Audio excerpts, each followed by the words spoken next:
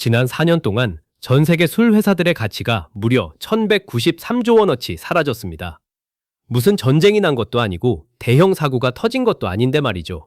그런데 이 어마어마한 돈이 조용히, 그것도 아주 빠르게 증발해버렸습니다. 블룸버그가 추적하는 전 세계 주요 주류 상장사 50곳의 시가총액은 2021년 고점과 비교했을 때 무려 46%나 떨어졌습니다. 절반 가까이가 날아간 겁니다. 위스키의 왕이라 불리던 회사도, 세계에서 맥주를 가장 많이 파는 회사도 예외 없이 흔들리고 있습니다. 도대체 그 짧은 사이에 무슨 일이 벌어진 걸까요? 사람들이 갑자기 술을 끊기라도 한 걸까요? 놀랍게도 정답에 꽤 가깝습니다. 지금 전 세계에서 벌어지고 있는 일은 한마디로 이렇게 요약할 수 있습니다. 술 마시는 시대가 저물고 있다. 오늘은 이 거대한 변화가 왜, 어떻게 시작됐는지, 그리고 이게 우리 삶에 어떤 의미인지를 하나하나 풀어드리겠습니다. 먼저 상황이 얼마나 심각한지부터 짚어볼게요. 세계에서 증류주, 그러니까 위스키나 보드카 같은 독한 술을 가장 많이 만드는 회사가 영국의 디아지오라는 곳입니다. 조니 워커, 기네스, 스미노프 같은 이름을 들어보셨을 텐데 전부 이 회사 브랜드예요. 그런데 이 거대한 회사의 주가가 최근 1년 사이에 30% 넘게 폭락했습니다. 그냥 조금 미끄러진 게 아니라 회사 가치의 3분의 1이 사라진 거죠. 2025 회계연도 실적 발표가 있던 날에는 위스키 매출 둔화 소식에 하루 만에 주가가 15%나 빠지기도 했습니다. 더 충격적인 건 창고에 쌓여있는 재고입니다. 위스키는 원래 오랜 시간 숙성시켜야 하는 술이라 미리 만들어 창고에 넣어두는데 디아지오가 숙성 중인 재고가 연간 매출에서 차지하는 비중이 2022년 34%에서 2025년에는 43%까지 치솟았습니다. 쉽게 말해 만들어놨는데 안 팔려서 창고에 쌓여만 가는 상황인 거예요. 세계 주요 주류업체들이 쌓아둔 재고만 우리 돈으로 32조 원에 달한다는 분석까지 나왔습니다. 그럼 위스키만 그런 걸까요? 아닙니다. 맥주도 와인도 똑같이 무너지고 있어요. 세계 1위 맥주 회사인 AB 인베브, 버드와이저를 만드는 그 회사도 최근 분기 판매량이 시장 예상을 밑돌면서 실적 발표 다음 날 주가가 하루 만에 11%나 급락했습니다. 특히 큰 시장인 브라질에서 9%, 중국에서 7.4%나 판매가 줄었어요. 와인은 더 심각합니다.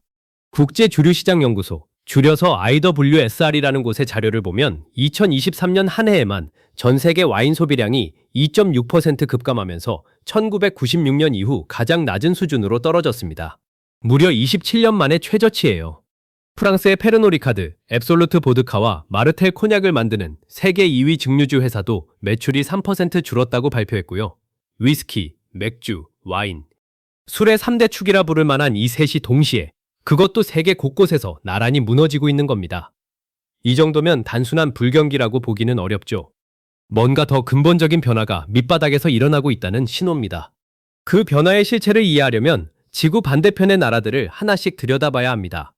먼저 술의 나라라고 불리던 영국이에요. 영국 하면 떠오르는 게 바로 펍이죠. 동네 사람들이 퇴근길에 모여 맥주 한 잔 기울이는 그 정겨운 술집 문화 말입니다. 이 펍은 단순한 술집이 아니라 영국인들에게는 사랑방이자 동네 공동체의 중심 같은 곳이었어요. 그런데 이 펍들이 지금 줄줄이 문을 닫고 있습니다. 영국 맥주 펍 협회에 따르면 올해에만 잉글랜드와 웨일스, 스코틀랜드 전역에서 378곳의 펍이 폐업했습니다. 지난해에는 400곳 넘게 사라졌고요. 매달 수십 곳씩 간판을 내린 셈입니다. 결국 영국 전체 펍 숫자가 사상 처음으로 3만 9천 개 아래로 떨어졌어요. 수백 년 동안 한 자리를 지켜온 동네 펍이 어느 날 문을 닫고 그 자리에 주택이나 사무실이 들어서는 풍경이 이제 흔해진 겁니다. 협회는 펍 한 곳 한 곳은 그 지역 공동체의 값으로 매길 수 없는 기여를 해왔다. 단 한 곳의 폐업도 비극이라며 안타까움을 감추지 못했습니다. 실제 영국 성인의 1인당 연간 음주량을 보면 지난해 10.2잔으로 관련 통계를 집계하기 시작한 1990년 이래 가장 낮았습니다. 20년 전 최고치였던 14잔과 비교하면 27%나 줄어든 수치예요. 그런데 이건 영국만의 이야기가 아닙니다. 오히려 더 충격적인 건 미국이에요. 전통적으로 술 소비가 많기로 유명했던 나라죠. 그런데 여론조사기관 갤럽이 발표한 통계를 보면 미국인 중 현재 술을 마신다고 답한 비율이 54%까지 떨어졌습니다. 이게 왜 놀랍냐면 갤럽이 1939년부터 이 조사를 해왔는데 그 이래 역대 최저치이기 때문입니다. 무려 90년 가까운 기록 중에서 가장 낮은 숫자예요. 특히 젊은 층의 변화가 눈에 띄는데 18세에서 34세 사이에서 술을 마신다고 답한 비율이 2023년 59%에서 올해 50%까지 뚝 떨어졌습니다. 불과 2년 사이의 변화라고는 믿기 어려운 속도죠. 반대로 하루 한두 잔의 적당한 음주도 건강에 해롭다고 믿는 사람의 비율은 53%로 사상 최고치를 찍었습니다. 사람들의 생각 자체가 완전히 뒤집힌 거죠. 예전에는 적당한 술은 오히려 몸에 좋다는 말이 상식처럼 통했는데 이제는 절반이 넘는 사람들이 술은 조금만 마셔도 나쁘다고 여기게 된 겁니다. 이 인식의 변화야말로 지금 벌어지는 모든 일의 핵심 열쇠라고 할 수 있어요. 그럼 왜 이렇게 생각이 바뀌었을까요? 여기서 두 번째 이유가 등장합니다. 바로 건강입니다. 최근 몇 년 사이에 술에 대한 과학적 연구 결과들이 쏟아졌는데 그 내용이 상당히 무섭습니다. 과거에는 레드와인 한 잔은 신장에 좋다 같은 이야기가 널리 퍼져 있었죠. 그런데 최근 연구들은 정반대의 결론을 내리고 있습니다. 2018년 세계적인 의학학술지 랜싯에 실린 195개국 대상 연구는 건강에 완전히 안전한 알코올 섭취량은 존재하지 않는다고 못 박았어요. 심지어 미국 워싱턴대 연구팀이 843개의 연구를 종합 분석한 결과 하루에 알코올 10g 미만, 그러니까 아주 소량을 마셔도 구강암, 후두암, 대장암 같은 10가지 암의 발병 위험이 모두 높아지는 것으로 나타났습니다. 이런 연구들이 쌓이면서 2025년에는 미국 공중보건국이 아예 술병에 암을 유발한다는 경고 문구를 붙이라고 권고하기에 이르렀습니다. 담배에 붙는 그 경고문처럼요. 술이 담배와 비슷한 취급을 받기 시작한 겁니다. 이러니 특히 건강에 민감한 사람들이 술잔을 내려놓는 게 이상한 일이 아니죠. 그리고 이 변화의 한가운데에는 특정 세대가 있습니다. 바로 Z세대. 그러니까 1990년대 중반 이후에 태어난 젊은 층이에요. 이들이 술과 멀어지는 흐름을 주도하고 있습니다. 시장조사 업체 NC솔루션스의 올해 설문을 보면 Z세대의 65%가 적극적으로 음주를 줄이려 노력 중이라고 답했어요. 이건 밀레니얼 세대 57%, X세대 49%, 베이비붐 세대 39%와 비교하면 확연히 높은 수치입니다. 나이가 어릴수록 술을 멀리한다는 거죠. 갤럽 조사에서도 이 경향은 뚜렷하게 드러났습니다. 적당한 음주도 해롭다고 답한 비율이 55세 이상에서는 48%였는데 18세에서 34세 사이 젊은 층에서는 무려 66%에 달했어요. 젊을수록 술에 훨씬 엄격한 잣대를 들이대고 있는 겁니다. 이런 흐름을 표현하는 신조어까지 생겼는데 바로 소버 큐리어스예요. 술에 취하지 않은이라는 뜻의 소버와 궁금한이라는 뜻의 큐리어스를 합친 말로 술 없는 삶을 의식적으로 선택하고 그런 생활에 호기심을 갖는 태도를 뜻합니다. 매년 1월 한 달 동안 술을 끊어보는 드라이 제뉴어리 챌린지도 젊은 층 사이에서 큰 인기예요. 뉴욕 같은 대도시에서는 아예 술을 팔지 않는 무알콜 바가 유행하면서 젊은이들이 취하지 않고도 밤문화를 즐기는 새로운 풍경이 자리 잡고 있습니다. 그럼 이 젊은 세대는 왜 술을 안 마시게 됐을까요? 단순히 건강 때문만은 아닙니다. 여기서 아주 흥미로운 관점이 하나 등장하는데 일본 최대 주류 업체 아사히 그룹의 CEO 가스키 아스시가 파이낸셜 타임즈와의 인터뷰에서 한 말입니다. 그는 이렇게 진단했어요. 술은 과거 인류의 즐거움에서 절대적인 비중을 차지했지만 지난 10년 동안 게임과 스트리밍 서비스 같은 대체 오락거리가 기하급수적으로 늘어났다. 현대인의 행복 리스트에서 술이 차지하는 우선순위가 뒤로 밀려난 것이다. 정말 날카로운 통찰이죠. 예전에는 친구를 만나 즐기는 거의 유일한 방법이 술자리였습니다. 하지만 지금 젊은 세대는 술이 없어도 즐길 거리가 넘쳐나요. 온라인 게임으로 전 세계 친구들과 밤새 놀 수 있고 넷플릭스에는 볼 게 산더미처럼 쌓여 있고 SNS로 언제든 소통할 수 있죠. 굳이 취해야만 즐거운 시대가 아니게 된 겁니다. 실제로 아사히 그룹은 일본 내 맥주 소비가 20년 전보다 약 30%나 줄어들자 2022년에 공장 2곳을 폐쇄하는 뼈아픈 결단을 내리기도 했습니다. 여기에 최근에는 예상치 못한 변수까지 등장했습니다. 바로 GLP-1 계열의 비만 치료제예요. 위고비나 오젬픽 같은 이름으로 유명한 살 빼는 주사제 말입니다. 원래는 당뇨와 비만 치료를 위해 만들어진 약인데 놀랍게도 이 약을 맞은 사람들이 술도 덜 마시게 된다는 사실이 밝혀졌어요. 임상 연구에서 위고비를 투여한 환자들의 주간 음주량이 41%나 감소했다는 결과가 나왔습니다. 이 약이 식욕뿐 아니라 술이나 담배에 대한 충동까지 억제하는 것으로 보이거든요. 본인은 술을 줄일 생각이 없었는데도 몸이 알아서 덜 마시게 되는 셈이죠. 이 비만 치료제를 쓰는 사람이 전 세계적으로 폭발적으로 늘어나고 있으니 주류 업계 입장에서는 또 하나의 거대한 악재가 등장한 겁니다. 건강인식의 변화, 젊은 세대의 이탈, 넘쳐나는 대체 오락거리, 그리고 비만 치료제까지. 여러 요인이 한꺼번에 겹치면서 술 시장을 사방에서 압박하고 있는 거예요. 여기까지 보면 원인이 전부 소비자의 마음속에 있는 것 같지만 사실 그게 다가 아닙니다. 술 시장은 지금 국제정치라는 또 다른 태풍에도 휘말려 있어요. 대표적인 게 스코틀랜드의 자랑, 스카치 위스키입니다. 2025년 글로벌 스카치 위스키 수출은 금액으로는 0.6% 줄어드는 데 그쳤지만 실제 수출 물량으로 따지면 4.3%나 급감했습니다. 물량이 훨씬 크게 빠졌다는 건 싼 술부터 안 팔린다는 뜻이라 업계 입장에서는 더 뼈아픈 신호죠. 여기에 미국이 수입품에 매긴 10% 관세까지 겹쳤습니다. 스카치 위스키 협회는 이 관세 때문에 업계가 매달 약 2천만 파운드, 우리 돈 390억 원에 달하는 판매 손실을 겪고 있고 일자리 1000개가 위협받고 있다고 밝혔어요.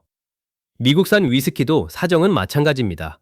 무역 갈등과 경기 둔화가 겹치면서 2025년 미국 위스키 수출이 전년보다 19%나 줄었고 금액으로는 약 2억 5천만 달러가 사라졌습니다. 팔리지 못한 물량이 다시 창고로 돌아오면서 가격이 떨어지고 재고가 쌓이는 악순환에 빠진 거예요. 소비자가 술을 덜 마시는 것도 문제인데 나라 사이의 무역 싸움까지 겹치면서 위스키 산업이 그야말로 이중고를 겪고 있는 셈입니다. 그리고 여기서 위스키만의 독특한 딜레마를 짚고 넘어가야 합니다.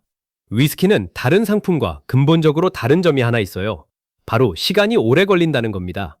위스키는 최소 3년, 길게는 12년, 18년, 심지어 30년씩 오크통 안에서 숙성시켜야 비로소 제맛이 납니다. 즉, 지금 창고에 들어가 있는 위스키는 최소 몇 년 전 술이 잘 팔리던 호황기 때 앞으로도 잘 팔리겠지 하고 미리 만들어둔 것들이에요. 그런데 정작 판매할 시점이 되니 시장이 확 식어버린 겁니다. 문제는 여기서 생겨요. 지금 수요가 없다고 해서 생산을 갑자기 멈출 수도 없습니다. 그러면 몇 년 뒤에 팔 물건이 없어지니까요. 그렇다고 이미 만들어 놓은 위스키를 버릴 수도 없죠. 결국 안 팔리는 술이 창고에 계속 쌓이고 그 재고를 유지하는 비용은 눈덩이처럼 불어납니다. 이게 바로 위스키 업계가 지금 겪고 있는 진짜 고통이에요. 다른 산업이라면 안 팔리니 덜 만들자로 해결되지만 위스키는 몇 년 앞을 내다보고 결정해야 하는 술이라 이 조절이 정말 어렵습니다. 무대를 이번엔 중국으로 옮겨보겠습니다. 사실 고급 술 시장에서 최근 가장 큰 충격을 준 곳이 바로 중국이에요. 중국은 그동안 프랑스산 콘약과 고급 와인의 가장 큰 손님이었습니다.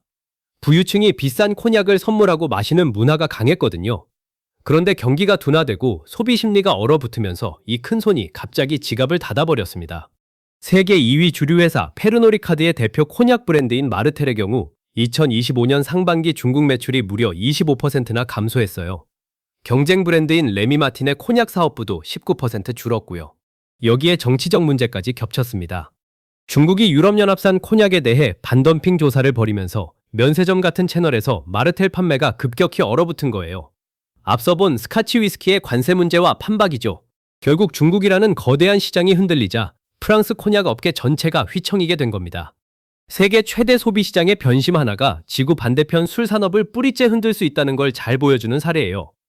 이렇게 사람들이 술잔을 내려놓자 그 충격은 술 회사에서 끝나지 않고 도미노처럼 번져나갔습니다. 대표적인 게 술병을 만드는 유리병 업체예요.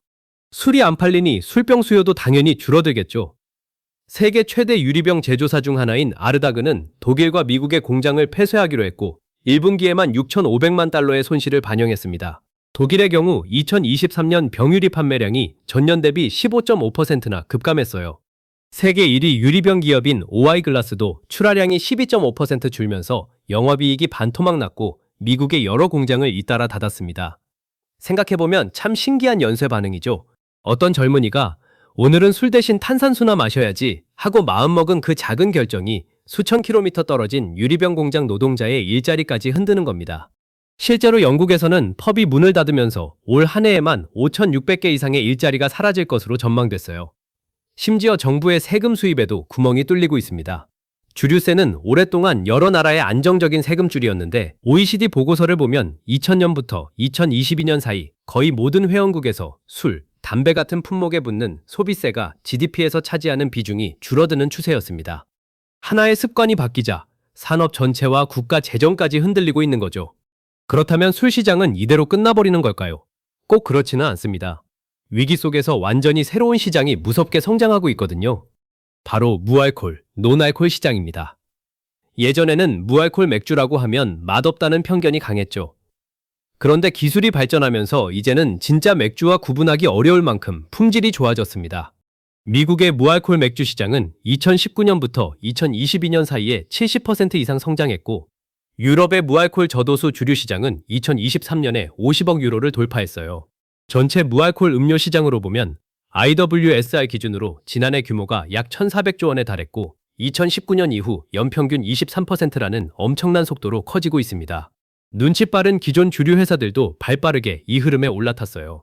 하이네켄 0.0, 기네스 0.0, 버드와이저 제로처럼 간판 브랜드의 무알콜 버전을 속속 내놓았고, 맥주의 본고장 독일에서는 아예 전 제품을 무알콜로 전환한 양조장까지 등장했습니다. 세계 최대 증류주 회사 디아지오는 일찌감치 2019년에 세계 최초의 무알콜 증류주 시드립을 인수하며 이 시장에 뛰어들었고요. 술 회사들이 살아남기 위해 술이 아닌 것을 팔기 시작한 겁니다. 참 아이러니한 풍경이죠. 그런데 여기서 정말 흥미로운 반전이 하나 있습니다. 전 세계가 술을 끊는 이 와중에도 예외적으로 오히려 잘 나가는 술이 있다는 거예요. 바로 우리나라 소주입니다. 놀랍게도 미국 주류 시장에서 한국 소주가 젊은 세대를 중심으로 폭발적인 인기를 끌고 있어요. IWSR은 2024년부터 2029년까지 미국에서 소주 판매량이 연평균 16%씩 성장할 것으로 전망했습니다. 다른 술들이 죄다 마이너스를 기록하는 상황에서 나온 숫자라 더욱 눈에 띄죠. 특히 과일 소주가 큰 인기인데 도수가 낮고 달콤해서 독한 술을 부담스러워하는 젊은 층의 취향에 딱 맞았던 겁니다. 한국의 소주 수출은 2년 연속 1억 달러를 넘겼고, 미국으로의 수출액은 최근 몇 년 사이에 2배 넘게 뛰었습니다. 이게 무엇을 말해줄까요? 사람들이 술 자체를 완전히 거부하는 게 아니라는 겁니다. 독하게 취하는 술은 멀리하지만 가볍고 색다르고 재미있는 술에는 여전히 지갑을 연다는 거죠.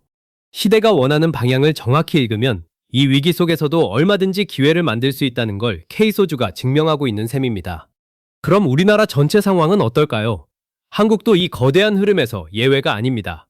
국민건강영양조사에 따르면 지난 일주일 내 음주 경험이 있다고 답한 성인 비율이 2016년 62%에서 2022년 57%로 떨어졌어요.